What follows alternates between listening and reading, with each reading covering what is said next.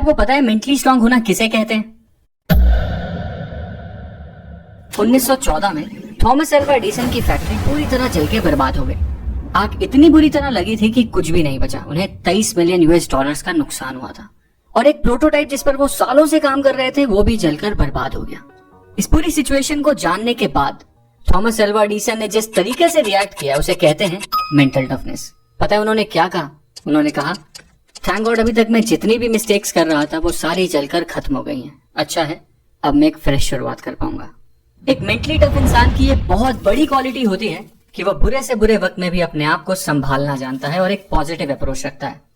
पर फैक्ट तो यह है कि शुरुआत से ही कोई भी मेंटली स्ट्रांग नहीं होता।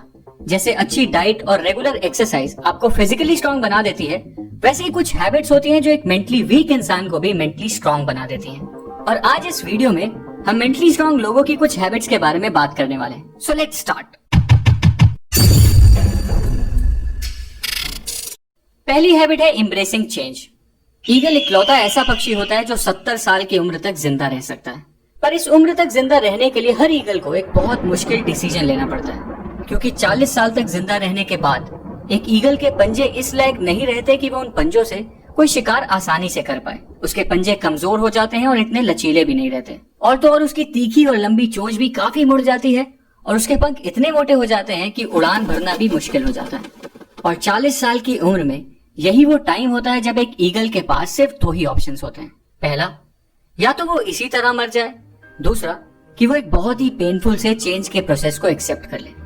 एक ईगल की जिंदगी में ये प्रोसेस 150 दिन का होता है और इस प्रोसेस के लिए उस ईगल को किसी पहाड़ की चोटी पर जाकर बैठ जाना होता है और वहाँ उसे अपनी चोंच को तब तक किसी पत्थर पे मारते रहना होता है जब तक उसकी चोंच निकलकर नीचे ना गिर जाए। और चोंच के अलग हो जाने के बाद एक ईगल फिर नई चोंच के उगने का इंतजार करती है। जब नई चोंच उग जाती है तो उस तीखी और मजबूत चोंच से फिर वो अपने पंजे उखाड़ देती है और फिर से नए पंजों के उगने का इंतजार करती है। जब उसके नुकीले से नए पंजे वापस आ जाते हैं तो फिर वो उन पंजों से अपने पुराने से मोटे पंख भी नोच लेती है ताकि नए और हल्के पंख उग पाए।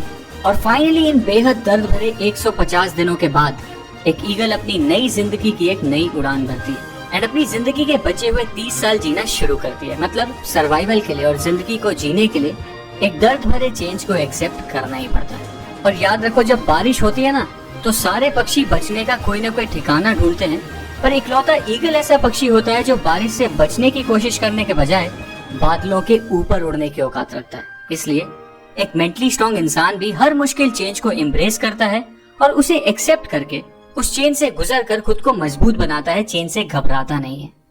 दूसरी हैबिट है एस्टैब्लिशिंग बाउंड्रीज। याद करो लास्ट टाइम ऐसा कब हुआ था जब आपको कोई ऐसा काम करना पड़ा हो जिसकी वजह से आपका पूरा शेड्यूल, आपका पूरा प्लान बर्बाद हो गया और बाद में आपको रिग्रेट हुआ कि काश तब आप उस काम को मना कर देते तो शायद आप अपने बाकी के इम्पोर्टेंट काम अच्छी तरह कंप्लीट कर पाते। अगर ऐसा आपके साथ अक्सर होता है तो सॉरी, आप शायद इतने मेंटली स्ट्रांग नहीं हो, क्योंकि एक मेंटली स्ट्रांग इंसान को उसकी बाउंड्रीज मतलब उसकी लाइन ऑफ कंट्रोल पता होती है। उसको पता होता है कि उसे किस काम के लिए नो बोलना है और किस काम के लिए यस, उसे किस कन्वर्सेशन का हिस्सा बनना है और किस कन्वर्सेशन का नहीं, उसे क्या खाना है और क्या नहीं। एक मेंटली स्ट्रांग इंसान को ये सब बहुत अच्छी तरह पता होता है। मतलब एक मेंटली स्ट्रांग इंसान बहुत ज्यादा सेलेक्टिव होता है। अब तीसरी हैबिट है the power of sacrifice. Human psychology को समझने वाले लोग ये अच्छी तरह जानते हैं कि sacrifice builds resilience, resilience builds strength, strength builds power and power builds purpose. इस चीज का एक परफेक्ट एग्जांपल है विराट कोहली। 2017 में मैंने एक आर्टिकल पढ़ा जिसमें लिखा था कि विराट कोहली कितने बड़े फूडी थे और उन्हें मटन रोल, बटर चिकन और छोले भटूरे जैसी डिशेस कितनी ज्यादा पसंद थी। पर आज उनकी डाइट कुछ ऐसी है कि बटर चिकन और मटन रोल तो छोड़ो, वो अपनी कॉफी में चीनी तक नहीं पीते। डिसिप्लिन और सैक्रिफाइस उनकी लाइफ का एक मेजर एलिमेंट है। एंड दोस्तों, कोई भी पर्पस बिना सैक्रिफाइस के पूरा किया ही नहीं जा सकता, चाहे वो सैक्रिफाइस बुरी एडिक्शंस का हो, जंक फूड का हो या सोशल लाइफ का। सैक्रिफाइस तो करना ही पड़ता है और मेंटली स्ट्रांग लोग ये सैक्रिफाइस करने से पीछे कभी नहीं हटते। चौथी हैबिट है एम्ब्रेसिंग फेलियर एंड मिस्टेक्स। अगर आपको लगता है कि इलॉन मस्क ऐसे आदमी हैं जो अपना हर प्लान सक्सेस को दिमाग में रखकर बनाते हैं, तो शायद आप गलत हो, क्योंकि स्पेसएक्स के प्लान्स के रिगार्डिंग उन्होंने एक इंटरव्यू दिया था और उस इंटरव्यू में उन्होंने कहा था that I want to be able to make sure that we have enough capital to survive at least 3 consecutive failures। पर अगर आप इसे ध्यान से समझो तो इनका ये थॉट प्रोसेस क्लियरली एक्सप्लेन करता है कि मेंटली स्ट्रांग होने का मतलब सिर्फ ये नहीं है कि आप सक्सेस की तैयारी करते रहो, बल्कि मेंटली स्ट्रांग होने का मतलब तो यह है कि आप फेलियर्स के लिए भी उतने ही ओपन और रेडी रहो। अब पांचवी हैबिट है सेल्फ लव। एक बार मुझे ऑफिस में एक लड़का दिखा जो फिजिकली बहुत अट्रैक्टिव था और उसके फेस पे एक अलग सा ही ग्लो था। मुझे लगा शायद ही कोई न्यू ज्वाइनर होगा जिसने हाल ही में कॉलेज कंप्लीट किया है और अपनी कॉर्पोरेट लाइफ शुरू की है। फिर एज यूजुअल मेरा दिन शुरू हुआ और शेड्यूल के अकॉर्डिंग मुझे एक मीटिंग में जाना था। उस मीटिंग में पहले से ही वो लड़का बैठा हुआ था और जब मैंने उसे मीटिंग रूम में दोबारा देखा तो मैं थोड़ा कंफ्यूज हो गया। बट फिर मेरे मैनेजर ने अनाउंसमेंट की और बताया कि इस मीटिंग के लिए हमने एक गेस्ट को इन्वाइट किया है जो हमें प्रोसेस रिलेटेड एडवाइस देने वाला है, और वो गेस्ट बिजनेस की एक यूनिट का डायरेक्टर है। और पता है ये डायरेक्टर कौन था? वही यंग दिखने वाला लड़का। एंड उसके बाद जब मेरी उस डायरेक्टर से बात हुई तो उसने बताया कि वो बिजनेस की एक बहुत ही क्रिटिकल यूनिट हैंडल कर रहा है और उसका शेड्यूल फुल पैक्ड रहता है, पर वो जब तक अपने दिन की शुरुआत में सबसे पहले अपनी फिजिकल हेल्थ और मेंटल हेल्थ पर काम नहीं कर लेता, वो अपने दिन के बाकी काम भी शुरू ही नहीं करता। For him his day starts with the practice of self love. And दोस्तों, वैसे सेल्फ लव प्रैक्टिस करने से आपकी सेल्फ एस्टीम और ओवरऑल मेंटल हेल्थ कई गुना इंप्रूव हो जाती है। इसलिए मेंटली स्ट्रांग बनने के लिए ये भी एक बहुत इंपॉर्टेंट हैबिट है।